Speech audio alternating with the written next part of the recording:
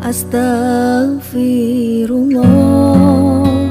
Dan tanda-tanda kiamat itu ada yang sifatnya sughra, kecil, dan ada tanda-tanda yang sifatnya kubra, besar.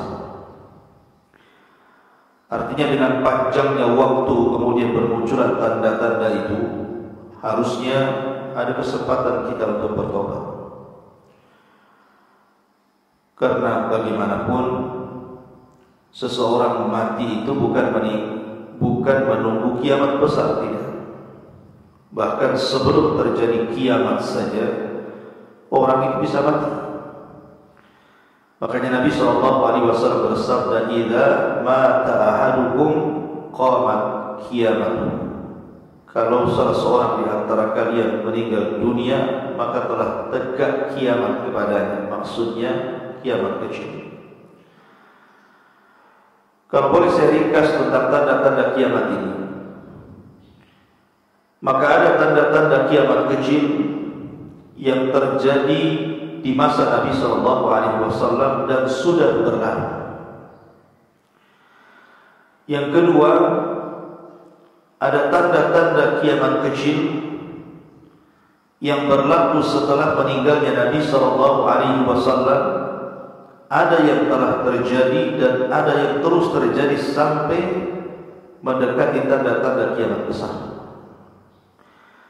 Dan ada tanda-tanda kecil itu terjadi di zaman sekarang. Dan juga ada tanda-tanda kiamat kecil itu diletakkan di sela-sela tanda-tanda kiamat besar. Ini 4 pembahasan yang kita akan bahas. Mudah-mudahan cukup waktunya. Yang pertama, tanda-tanda kiamat yang terjadi di saat Nabi SAW masih hidup. Nabi SAW bersabda dalam sebuah hadis, "Bu'ithtu ana was-sa'atu kahataini wa yaqrubu baina isbi'aihi as-sabbabati wal wusta."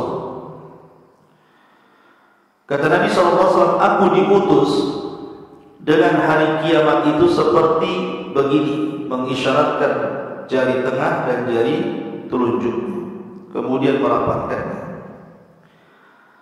Artinya bahwa diutusnya Nabi SAW dengan tegaknya kiamat besar itu tidak jauh. Kenapa tidak jauh? Karena tidak ada Nabi setelah Nabi SAW dan tidak ada umat setelah umat Nabi SAW. Artinya tinggal nunggu kiamat ini didatangkan saja.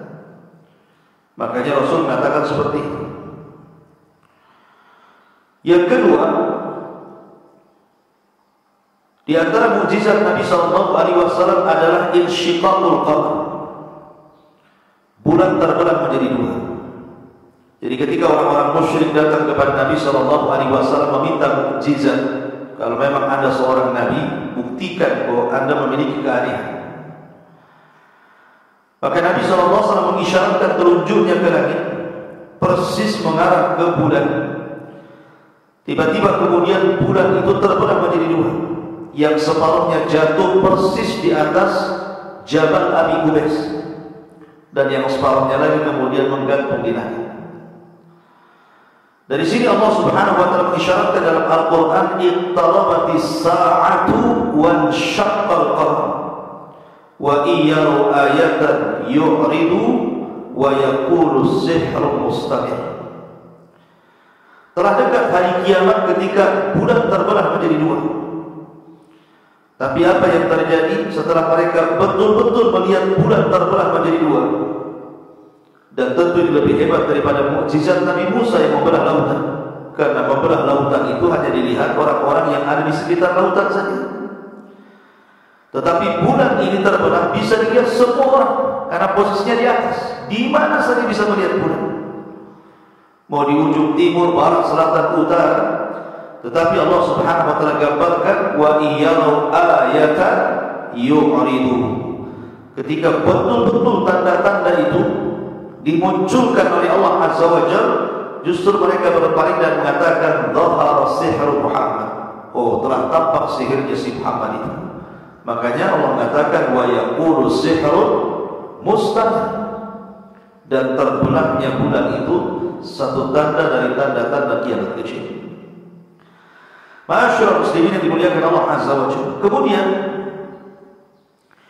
di antara tanda-tanda kiamat, dan itu sudah berlalu, diutusnya Nabi SAW, termasuk juga wafatnya Nabi SAW, termasuk juga bulan terbelah menjadi dua, itu semua tanda-tanda kiamat kecil. Dan ada tanda-tanda kiamat kecil di zaman Nabi SAW diisyaratkan dalam setiap peristiwa. Seperti Nabi SAW mengatakan, ketika Nabi SAW berada di Tabuk, dalam perang Tabuk, Rasul berada di tendanya. Kemudian Auf ibn Malik al-Ashja'i radhiyallahu anhu datang menemui Rasul dan mengatakan, "Ataitu Nabi sallallahu alaihi wasallam fi ghazwati Tabuk wa huwa fi qubbatin min ari." Aku mendatangi Rasul sementara Rasul berada di tendanya ketika itu. Maka Nabi sallallahu alaihi wasallam kemudian berkata, "Udun sittan baina yaday sa'ah." Perhatikanlah perkara sebelum tegaknya kiamat. Salah satunya Nabi SAW mengatakan, "Mauti thumma fathu Baitul Maqdis." Kematianku dan terbebasnya Baitul Maqdis. Artinya kematian Nabi SAW menjadi tanda-tanda kiamat. Kemudian setelahnya fathu Baitul Maqdis di zaman siapa?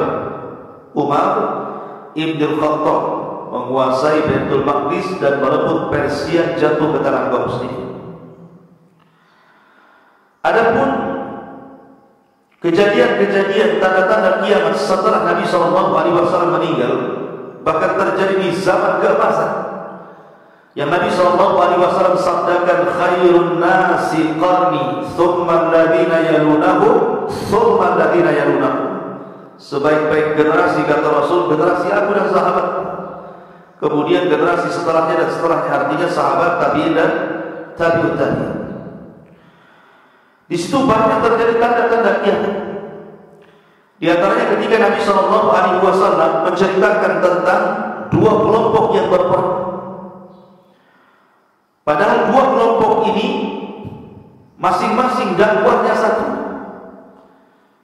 mentauhidkan Allah Subhanahu wa taala dan mengikuti Nabi SAW, tapi berperang.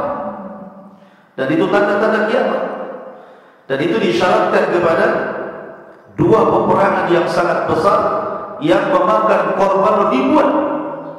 Pertama, perang Siffin.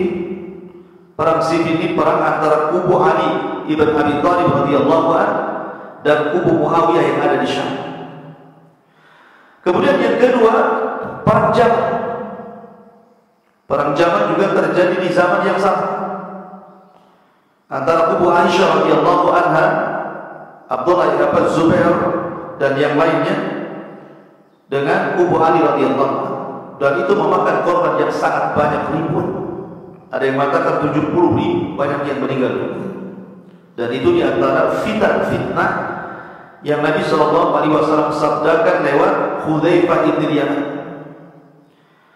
Karena Nabi SAW sudah mengisyaratkan ikhwan syariat Islam tidak sempurna. Tidak mungkin Rasul wafat kecuali menyempurnakan Islam. Dari sini turun surat Al-Maidah, "Al-yawma akmaltu lakum dinakum wa atmamtu 'alaikum ni'mati wa raditu lakum al-Islam dinan." Artinya Islam ini sudah sempurna, tidak boleh ditambah, tidak boleh dikurang. Bahkan suatu ketika Nabi SAW pernah berkhutbah, bayangkan, Rasul sholat fajar, sholat subuh. Setelah sholat subuh, Rasul berkhutbah, tidak berhenti sampai zuhur. Anda bisa bayangkan, saya aja ngomong 1 jam sudah haus. Ini Nabi SAW khutbah dari subuh sampai zuhur. Kemudian Rasul sholat zuhur. Kemudian Rasul naik lagi ke mimbar, khutbah lagi sampai asar.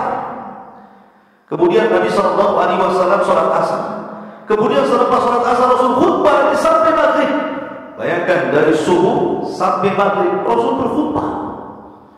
Siapa yang kuat khutbah seperti ini? Bicara terus. Apa yang dibicarakan Nabi SAW? Nabi SAW bicara tentang peristiwa-peristiwa yang akan berlaku sejak zaman dia berkhutbah sampai kiamat dibangkitkan. Sampai sahabat mengatakan wa a'lamuna ahfaduna. Dan orang yang paling alim adalah orang yang paling banyak menghafal apa yang disabdakan Rasul sejak fajar sampai maghrib. Dan sahabat yang paling mampu menghafal khutbahnya Rasul kala itu ada siapa? Hudzaifah bin Yaman. Dia bisa merekam sabda Rasul dari fajar sampai maghrib.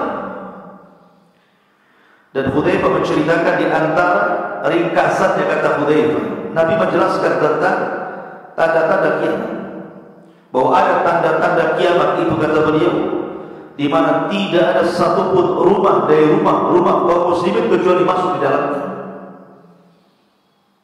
Nanti kan jelaskan apa di antara tanda-tanda. Kok ada tanda-tanda kiamat itu tidak ada satu rumah kecuali dimasuki. Ma'asyiral muslimin yang dimuliakan Allah Azza wa Jalla. Nah, di antara tanda-tanda kiamat kecil adalah juga narun azimatun takhruju min ardil Hijaz. Api yang sangat besar yang dijelaskan dalam sejarah, saking besarnya api sampai tingginya 3 kali menara. 3 kali menara. Ya, kalau menara berapa meter? Kalau seandainya menara itu 10 meter, 30 meter api itu. Ya. Ini pernah terjadi sampai-sampai Al-Imam Ibnu Syihab Al-Maqdisi rahimahullah taala menceritakan dalam bukunya. Jadi ada sebuah daerah namanya Harra. Harra ini mendekati kabilah Bani Quraidah. Bani Quraidah itu tempatnya kabilah orang Yahudi dulu di zaman Nabi. Tiba-tiba di daerah Harra ini terjadi gempa hebat. Selama 3 hari gempa saja. Setelah gempa tiba-tiba muncul api. Awalnya muncul vulkan yang semacam lahar, tiba-tiba muncul api. Bayangkan, api ini setinggi 3 kali menara. Makanya disebut Ardul Hijaz, narun takhruju min Ardil Hijaz. Api yang keluar dari negeri Hijaz. Lah api ini rupanya bukan tinggal di satu tempat, tetapi merayap sampai membakar Bani Quraidah dan mendekati Madinah. Sampai-sampai orang-orang di Madinah itu ketakutan. Sudah tidak jelas lagi mana siang mana malam, karena terang, bukan karena bulan ataupun matahari, tetapi karena besarnya api. Api itu melahap semuanya, sampai batu-batu itu dibakarnya. Sampai-sampai orang-orang yang ada di Damaskus, karena api ini terus menjalar ke jalan-jalan tempat hajinya dari Irak, Syam menuju Madinah, menuju Mekah ini. Jalan menuju dari Syam ke Mekah itu apinya terus menjalar sampai mendekati Syam. Bayangkan, api itu terus berjalan sampai orang-orang Damaskus menceritakan ketika kejadian itu mereka sudah ketakutan. Dan ketika terjadi api yang terus merayap itu bertepatan dengan gerhana. Makanya ikhwatu fillah, hati-hati. Kita lihat setiap terjadi gerhana itu mesti banyak musibah setelahnya. Dan kita bisa saksikan di negeri kita, setiap ada gerhana mesti setelahnya banyak musibah tuh. Tak banjir, tak puting beliung, tak longsor, apa macam-macam ini. Jadi saking ketakutannya orang-orang Damaskus itu karena melihat api semakin dekat ke daerah mereka. Akhirnya kaum muslimin dari mulai anak-anak sampai orang dewasa, laki-laki sampai perempuan, mereka hanya bisa berzikir kepada Allah, membaca Quran. Jangan sampai kemudian api itu melahap mereka, karena mereka sangka ini kiamat sudah dibangkitkan. Ketika kemudian mulailah manusia, mereka hanya membaca Al-Quran, berdoa kepada Allah tadarruk, tiba-tiba kemudian api itu terhenti, tidak menjalar lagi, sampai akhirnya selama 1 bulan mulailah api itu melemah, akhirnya kemudian hilang. Dan ini sudah terjadi. Makanya para ulama menyebutnya di antara tanda-tanda kiamat adalah narun takhruju min ardi al-Hijaz. Dan ini sudah berlalu. Ya. Tetapi nanti akan terulang nih. Kejadian ini akan terulang. Kapan? Di akhir tanda-tanda kiamat besar. Di mana Nabi SAW mengatakan narun takhruju min ardi adnin tuqradun nas ila mahsyarihim, kata Rasul. Api ini akan keluar lagi, tetapi bukan di Hijaz, tetapi permulaannya di Yaman dulu, di negeri Aden. Bahkan NASA sudah membuat semacam penelitian dengan satelit dan kecanggihan mereka. Memang di bumi Aden itu sudah banyak vulkan di dalamnya. Kalau seandainya itu pecah, maka tidak ada api yang lebih besar kecuali api yang terkandung di bawah negeri Aden. Dalam riwayat, "Nar takhruju min ardil Hijaz." Ada kemudian yang menggabungkan dua riwayat ini, karena bagaimanapun dalam sebuah kaidah mustalahul hadis, jam'u baina adillataini aula min tarki ahadihima, menggabungkan dua riwayat itu tentu lebih baik dibandingkan meninggalkan salah satunya. Ada yang mengatakan bahwa api ini keluar dari Aden dulu, Yaman, kemudian akan membakar seluruh lautan Yaman. Kemudian api ini terus merayap, lah di Hijaz juga akan muncul api itu, api yang sama, kemudian akan menyatu api Yaman dan Hijaz, barulah kemudian mereka akan menggiring manusia ke tempat berkumpul mereka di Syam, karena Syam adalah ardul mahsyar, di mana manusia akan dikumpulkan di Syam. Disitulah kiamat dibangkitkan. Dan ini juga tanda-tanda kiamat besar, tanda-tanda kiamat yang mirip dengan tanda-tanda kiamat kecil. Kemudian juga di antara tanda-tanda kiamat yang disabdakan Nabi sallallahu alaihi wasallam, wiladatul amati rabbataha, di mana anak seorang budak menjadi tuan. Ingat hadis Jibril yang sangat panjang. Hadis Jibril itu disebut oleh para ulama sebagai induk hadis. Jadi kalau antum bicara tentang Quran, ada induk Quran namanya Ummul Kitab, Al-Fatihah. Kalau dalam hadis itu ada induk hadis. Semua hadis terinduk kepada hadis ini. Namanya hadis Jibril yang bertanya tentang Islam, iman, ihsan. Itu namanya induk hadis. Lah ketika Nabi SAW ditanya oleh malaikat Jibril tentang Islam, Rasul menjawab. Tentang iman, Rasul menjawab. Tentang ihsan, Rasul menjawab.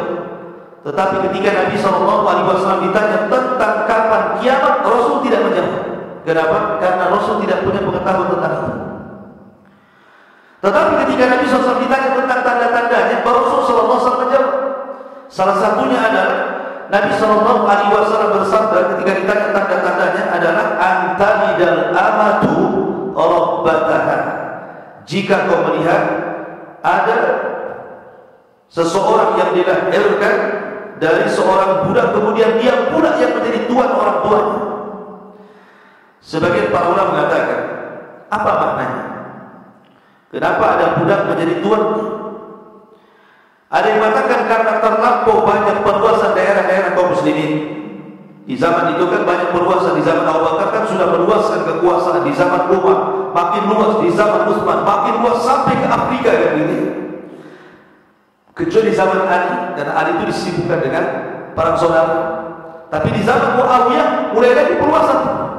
Ya.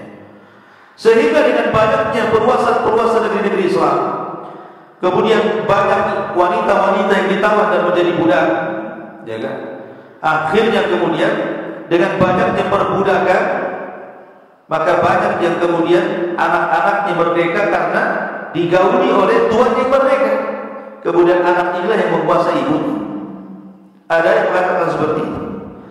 Ada juga yang mengatakan bahwa yang dimaksud di sini adalah kinayah daripada hukukul walidain.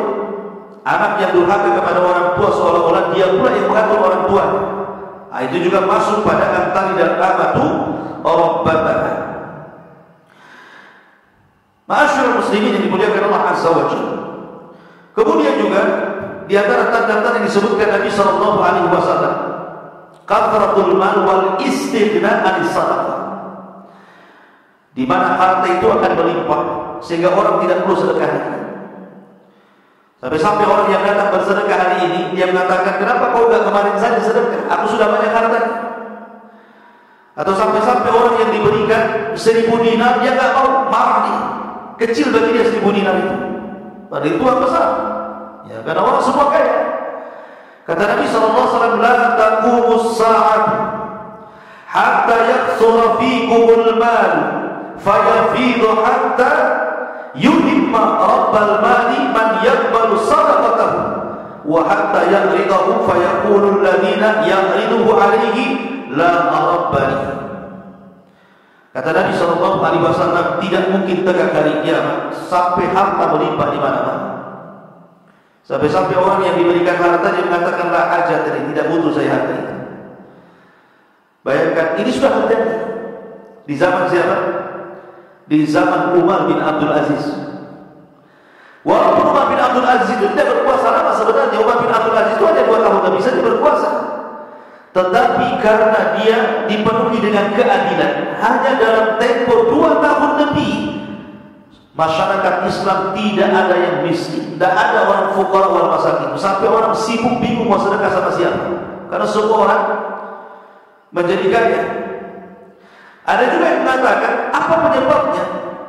Ya penyebabnya karena di zaman itu kan kaum muslimin masih kuat sehingga bisa membebaskan negeri-negeri kafir, mengambil harta ghanimah mereka. Saking banyaknya harta rampasan perang itu sampai bingung orang itu mau membagi karena semua sudah kaya. Nah, ini juga diantara keterangan para ulama tentang masalah ini. Kemudian juga zuhurul fitnah, banyaknya fitnah yang akan berlaku. Nabi SAW bersabda, badiru bil a'mali fitanan kaqita'il lailil mudlim, yusbihu ar-rajulu mu'minan wa yumsi kafiran, aw yumsi mu'minan wa yusbihu kafiran, yabi'u dinahu bi aradin minad dunya. Bersegeralah kalian beramal dengan amalan yang saleh yang baik, sebelum datang fitnah seperti penggalan malam yang sangat gelap. Maksudnya penggalan malam yang sangat gelap itu, antum kalau berjalan di tengah malam tanpa ada penerangan, tentu antum akan nabrak sana sini kan gitu. Akan nabrak pohon ini, akan kesandung batu ini, begitulah. Lah fitnah itu diumpamakan dengan antum berjalan di malam hari, nabrak sana, nabrak sini. Sehingga Nabi SAW mengatakan, yusbihur rajulu mu'minan wa yumsi kafiran, sampai ada orang di pagi hari dia beriman, sore sudah kafir. Sore beriman, pagi pula sudah kafir. Kenapa? Yabi'una dinahu bi aradin minad dunya. Dia jual agamanya dengan harga yang rendah dari dunia. Dan ini sudah berlaku. Apalagi di zaman sekarang ini, orang murtad itu mudah. Hanya karena menikah dengan orang kafir masuk kafir. Hanya urusan bisnis bisa masuk kafir. Nah di sini para ulama mengatakan ketika menyebutkan badilu bil a'mali fitnah, bersegeralah beramal sebelum datang fitnah yang datangnya seperti potongan malam yang sangat gelap di sini. Kata para ulama, haddara Nabi sallallahu alaihi wasallam ummatahu minal fitanil 'azimati allati satadharu fihi. Kata para ulama, di sini Rasul hendak memberikan takdir peringatan kepada kita kaum muslimin bahwa akan datang fitnah yang sangat besar yang akan menimpa kaum muslimin, dan itu diuji tentang istiqomah seseorang, tentang iltizam seseorang di dalam memegang syariat Islam. Kalau seandainya orang istiqomah maka dia bisa keluar dari fitnah, tapi kalau orang tidak istiqomah maka jangan harap keluar dari fitnah. Ada juga yang mengatakan bahwa fitnah di sini adalah peperangan di mana-mana. Kemudian termasuk juga kata Nabi SAW, la taqumus sa'a hatta yakthurul qital. Tidak akan terjadi hari kiamat sampai banyaknya peperangan dan pembunuhan, atau dalam riwayat al-harj, pembunuhan. Dan pembunuhan ini, pembunuhan itu kan ada dua ya.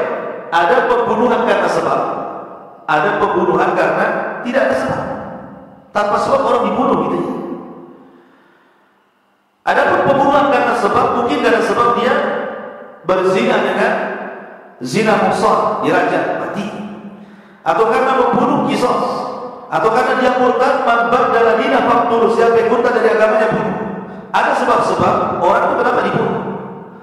Tetapi ada orang yang membunuh itu tidak ada sebab, dan itu yang paling banyak. Sampai-sampai Nabi SAW mengisyaratkan tentang masalah ini, al-qatilu la yadri fi man qatal, wal maqtulu la yadri fi man qutil. Jadi orang yang membunuh bingung kenapa alasannya dia bisa membunuh. Orang yang dibunuh lebih bingung lagi, kenapa pula saya bisa dibunuh? Karena pembunuhan di zaman sekarang itu sudah gak ada alasan lagi. Gara-gara uang parkir orang bisa dibunuh, gara-gara orang keserempet di jalan orang bisa dibunuh, gara-gara urusan orang tua gak ngasih motor orang tua bisa dibunuh, gara-gara sakit hati. Sampai saya dengar lihat berita di YouTube itu ada orang tua negor sama anaknya gak terima, malamnya dibunuh orang tuanya. Gara-gara anak orang tua yang mengatakan kok anaknya gak guna, hanya ngomong begitu. Sakit hati anaknya, malamnya ditusuk orang tuanya. Alhamdulillah. Coba, kalau sudah sama orang tuanya saja berani membunuh, tentu sama orang yang tidak ada kebaikan sama sekali berani membunuh. Urusan lahan bisa membunuh, urusan kehormatan bisa membunuh. Jadi sekarang ini tidak ada alasan gitu ya, tidak ada sebab kenapa orang itu bisa membunuh. Makanya Rasul mengatakan orang yang membunuh bingung alasannya kenapa dia sebab bisa membunuh, orang yang dibunuh lebih bingung lagi kenapa bisa saya dibunuh, begitu ya. Tetapi keadilan Allah Azza wa Jalla tetap ada kisah pada hari kiamat. Makanya dalam hadis Abdullah bin Abbas radhiyallahu anhu, orang yang pernah dibunuh itu kalau tanpa alasan di dunia dibunuh, maka pada hari kiamat dia akan memegang kepalanya. Walaupun di dunia tidak dipegang kepalanya, mungkin dibunuh ditusuk, tapi nanti pada hari kiamat orang-orang yang dibunuh secara zalim itu, maka kepalanya akan dipegang dengan tangan kanannya tanpa kepala, kemudian menghadap Allah. Kemudian tangan kirinya menyeret orang yang pernah membunuh di dunia dan mengatakan, ya Rabb sal hadza liman qatalana. Ya Rabb, tanya orang ini kenapa dia bisa membunuh diriku. Maka Allah akan bertanya kepada orang yang membunuh itu. Kalau jelas alasannya, seperti makanya saya membunuh karena saya berperang di jihad di jalan Allah, maka dia tidak akan dimasukkan neraka. Tapi kalau dia membunuh karena kezaliman, maka dia masuk neraka. Ma'asyiral muslimin yang dimuliakan Allah Subhanahu wa taala. Kemudian juga di antara tanda-tanda kiamat adalah Nabi SAW katakan, fa idza duyiatil amanah fantadhiris sa'a. Qala kaifa idha'atuha? Qala idza wusida al-amru ila ghairi ahlihi fantadhiris sa'a.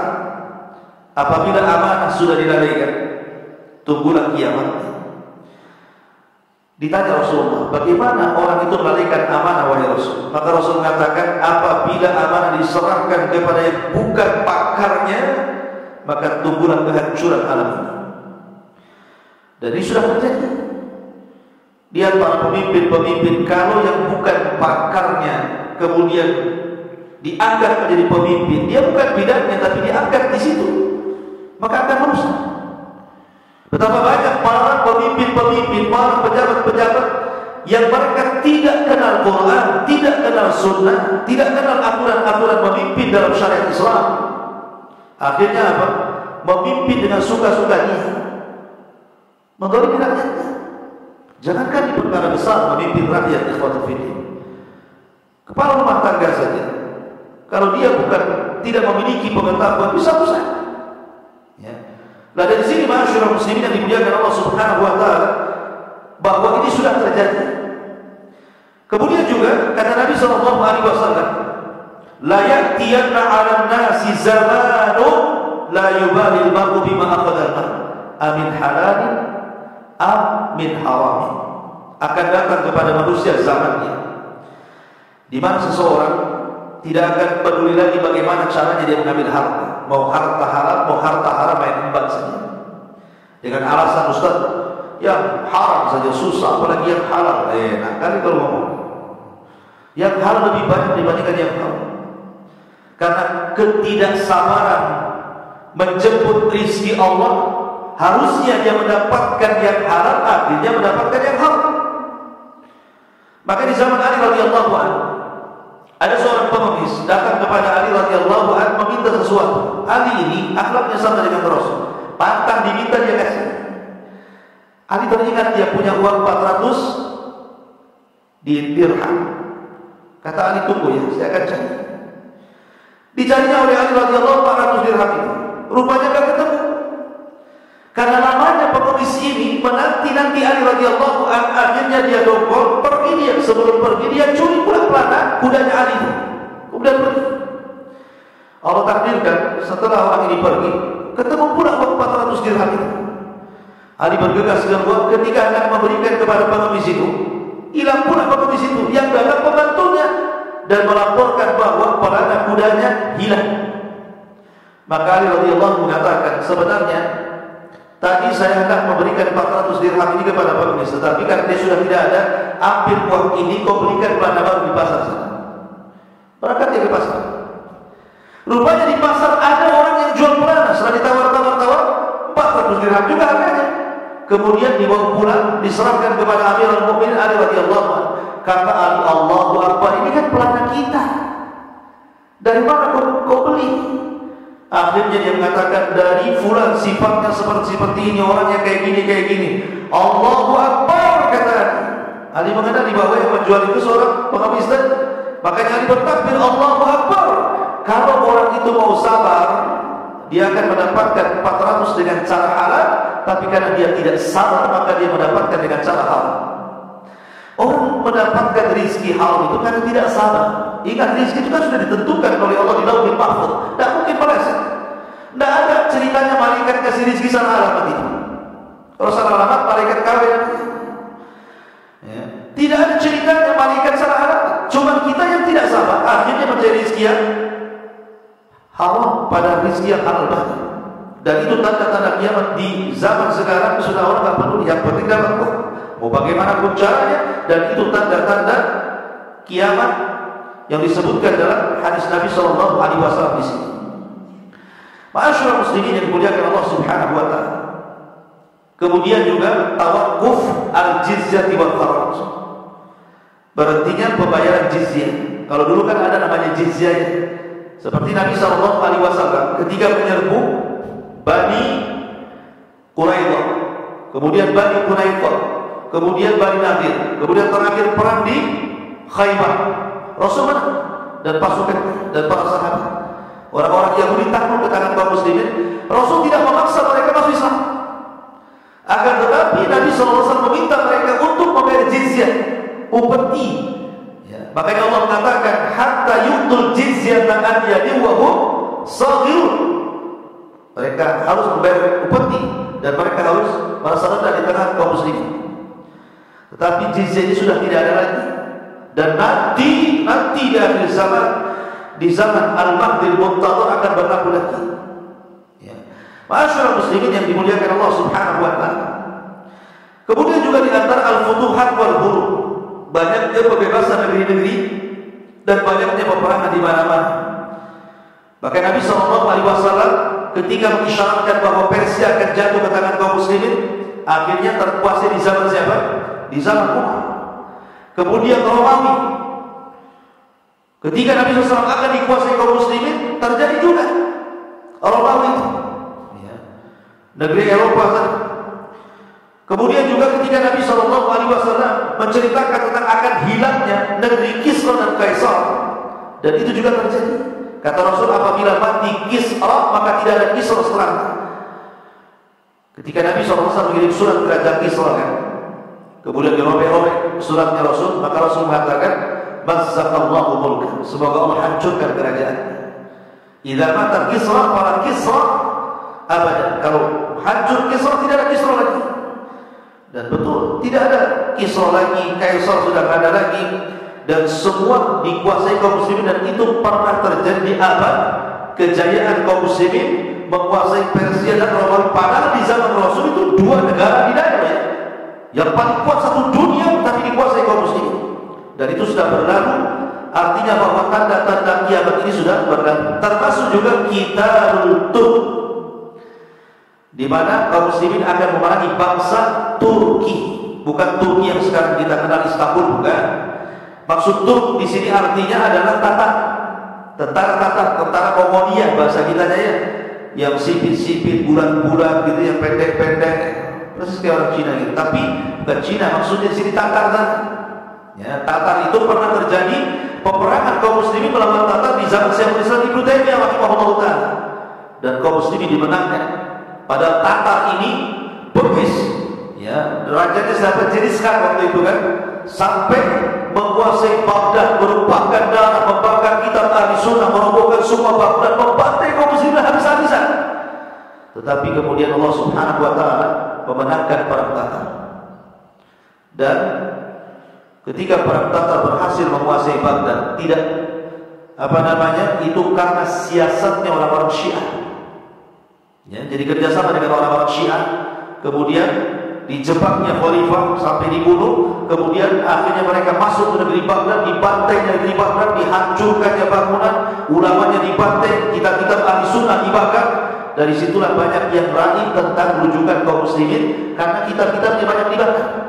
Alhamdulillah masih banyak yang tersisa, tapi sebagian besar dibakar oleh orang-orang Tatar. Tapi Allah menangkan di zaman Syaikhul Islam Ibnu Taimiyah, maka kaum muslimin berhasil mengalahkan Tatar.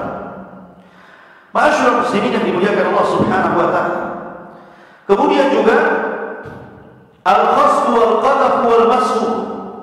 Jadi khasf itu kalau ke langit berarti gerhana, kalau ke bawah berarti gempa. Kemudian juga al-qadaf wal mas, orang itu dirubah wajahnya atau akhlak. Seperti Bani Israil pernah dirubah menjadi keras selama 3 hari kemudian mati. Maka umat ini pun akan berlaku, ada orang-orang yang dirubah wajahnya. Bahkan saya pernah terbaca dari salah satu kitab yang dikarang Imam Ibnu Hazm rahimahullah taala. Ketika Nabi SAW katakan tentang masalah kaifiyah salat, siapa yang mengangkat kepalanya ke langit, maka akan dirubah kepalanya dengan kepala keledai. Ya kan, kata Nabi SAW, siapa yang ketika sholat tidak memandang tempat sujud, malah kemudian tengok sampai ke langit gitu ya, ketika sholat Allahu Akbar gini, bukan begini ya, maka kepalanya dirubah dengan kepala keledai. Kata Imam Ibnu Hazm, di zaman dia ada orang yang kemudian ingin mencoba hadis itu. Hadis ini nggak benar, mana kepala saya dirubah jadi keledai. Betul dia sholat. Akhirnya dia menyengaja diri ketika imam dia hadis itu bicara tentang masalah mendahului imamnya. Mendahului imamnya. Barang siapa yang mendahului imam sebelum bangkit dari ruku dia sudah ruku, imam sebelum bangkit dari sujud dia sudah sujud, maka dia akan dirubah kepala keledai. Orang ini mau mencoba, betul tak hadis ini katanya. Akhirnya betul-betul ketika imam masih ruku dia sudah bangkit, ketika imam masih sujud dia bangkit. Habis sholat kepalanya jadi keledai. Itu di zaman Imam Ibnu Hazm. Ya. Jadi bukan mustahil terjadi mashud itu, di mana Allah Subhanahu wa taala merubah fisik seseorang jadi binatang. Ya. Ataupun mungkin kelakuannya seperti binatang, seperti Allah katakan ulaika kal an'am bal hum adall. Terkadang mereka pasti seperti binatang ternak atau mungkin lebih sesat dibandingkan binatang ternak. Ma'asyiral muslimin yang dimuliakan Allah Subhanahu wa taala. Kemudian juga di antaranya ikhtilalul maqais. Ikhtilalul maqais itu artinya berubah dari kondisi yang baik kepada yang buruk, sehingga orang menyangka yang baik dianggap buruk, yang buruk dianggap baik. Itu namanya ikhtilalul maqais. Dan Nabi SAW yang mengatakan seperti itu, saya di alaikum zaman, akan datang zamannya kepada kalian yusaddiqu fiha al-kadhib wa yukadzibu fiha as-shadiq, di mana orang jujur dianggap berdusta dan berdusta dianggap jujur. Dan akan datang kepada kalian al-ruwaibidah. Apa itu ruwaibidah ya Rasulullah? Kata Rasulullah SAW katakan, ar-rajulun tafih yatakallam fi amril am. Orang jahil tapi bicara kemaslahatan umat. Lihat hari ini kan, kalau sudah cerita politik, sampai orang jual bawang aja dia cerita politik. Apalagi ada mau pemilu kan, kalau ini bagus nih, semua cerita, tukang beca, tukang ojek, sampai ke pasar, sampai pembantu rumah tangga, sampai ke pejabat, sampai ke pemimpin. Kayak pakarnya aja dia. Ya. Sekolah pun tidak, tapi kalau cerita politik, wah luar biasa dia. Kayak dia aja pakarnya. Ya, sekali dibantah atau apa-apa. Jadi ada orang-orang yang tidak tahu pengetahuan tentang sesuatu, tapi bicara seorang dia pakarnya. Ini kan bahaya. Padahal dia provokator. Ma'asyiral muslimin yang dimuliakan Allah Azza wa Jalla, itu akan datang seperti itu. Umat-umat yang bukan bid'ah tapi bicara tentang bid'ahnya. Ini bahaya. Makanya Syekhul Islam Ibnu Taimiyah mengatakan, separuh dokter merusak pasien, separuh insinyur merusak bangunan, separuh ulama merusak umat. Itu istilah-istilah. Kalau dokter dia nggak sekolah kedokteran, dia nembak ijazahnya, malpraktek dia jadinya. Disuntik bukan jasa mati dia. insinyur, buat bangunan, roboh bangunannya.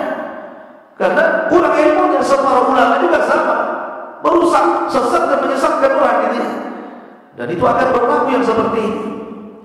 Masyaallah muslimin yang dimuliakan Allah Azza wa Jalla, termasuk kata para ulama di antara tanda-tanda kiamat adalah taslimul khas wa fashhut tijarah wa qat'ul arham. Orang mengucapkan salam kepada orang yang khusus saja. Taslimul khas. Kalau sesama antum pernah di pesantren ketemu, assalamualaikum. Kalau nampak orang lain bukan satu pesantren dengan antum, dicuekin saja. Hai. Ini kan bahaya. Salam itu diberikan kepada orang yang kita kenal dan yang tidak kita kenal selama zahirnya dia muslim. Nampak dipakai peci, ada mungkin orang Kristen. Assalamualaikum Pak. Begitu maksudnya. Nampak ini pakai baju koko, walaupun sipit-sipit, mungkin muslim dia. Assalamualaikum. Begitu maksudnya. Ini kalau nggak sesama teman aja nggak mau salam. Nah ini sudah tanda-tanda kiamat. Ataupun fusut tijarah, mudahnya jual beli.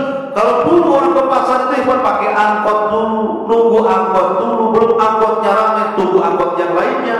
Kadang pakai dompet, berjam-jam di pasar. Sekarang tidak perlu. Sekarang antum pegang ini saja, alat yang dia dapat antum butuh apa?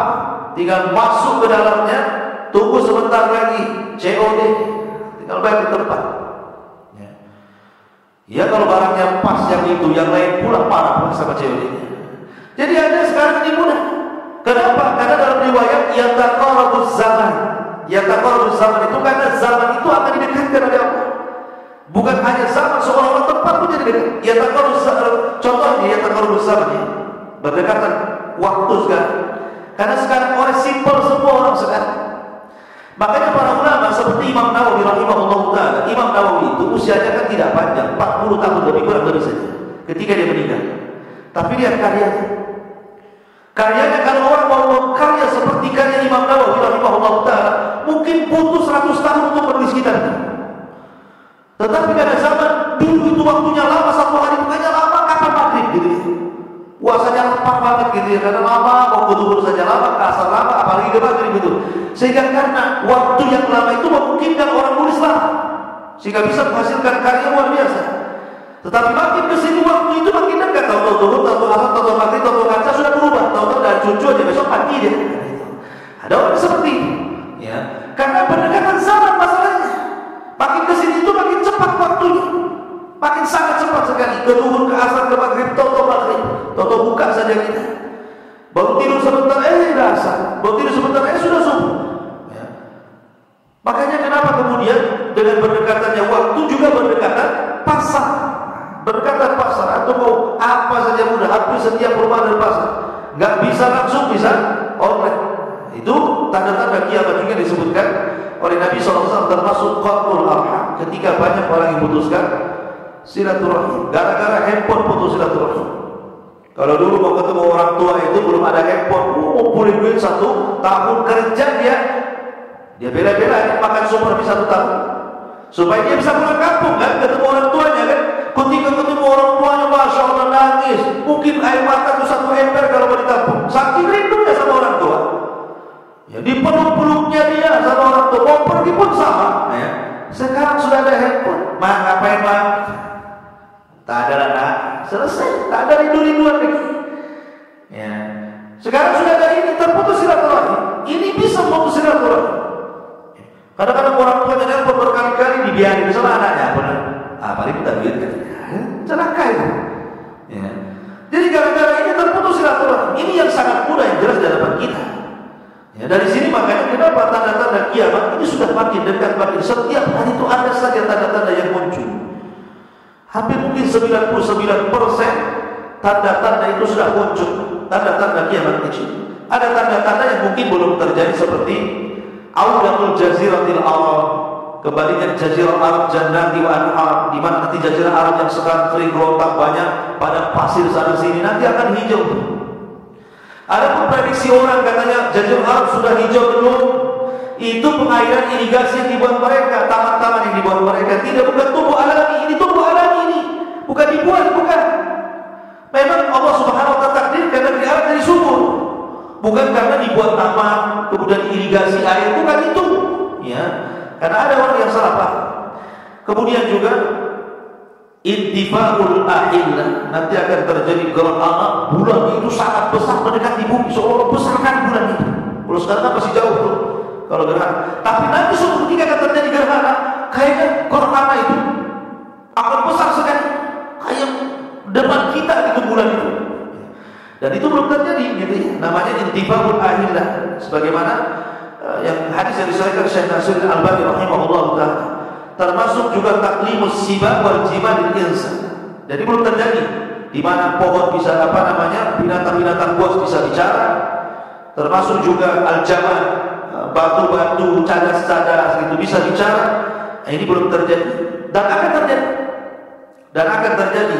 Bahkan kelak di akhir zaman akan dikuatkan lagi dengan hadis ketika bicara tentang Mahamatul Kubra kali itu.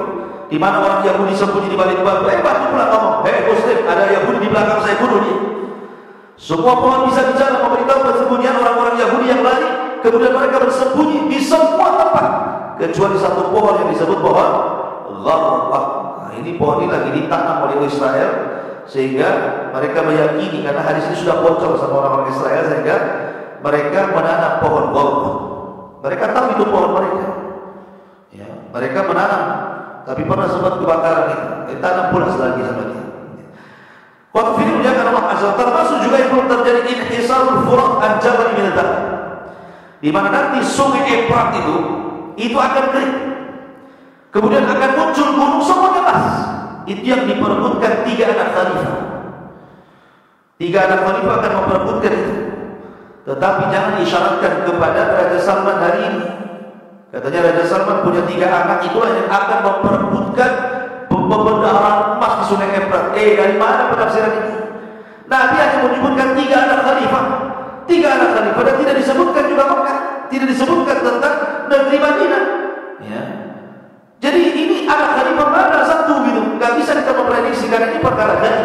Nabi SAW hanya menyebutkan 3 anak khalifah memperebutkan bukit emas di Sungai Efrat, itu saja selesai. Adapun kapan terjadinya wallahu alam, yang jelas belum terjadi, karena nanti kalau setelah terjadi akan banyak urus, ya, pembenaran keluar dari perut bumi dan akan memakmurkan manusia. Ma'asyiral muslimin yang dimuliakan Allah Subhanahu wa taala, termasuk juga muhadaratul muslimin ilal Madinah. Nabi SAW mengatakan yushikul muslimuna an yuhadaru ilal Madinati hatta yakuna ab'ad masalihim silah. Dan banyak lagi, ada namanya fitnah Duhaimah, ada namanya fitnah Ahlas, ada namanya fitnah Jahjah, itu istilah-istilah ya. Dan ini nanti kita akan lanjutkan di esok hari tentang lanjutan tanda-tanda kiamat kecil. Wallahu a'lam subhanahu wa bihamdika, asyhadu an la ilaha illa anta, astaghfiruka wa atubu ilaik. Wallahu ta'ala. Assalamualaikum warahmatullahi wabarakatuh.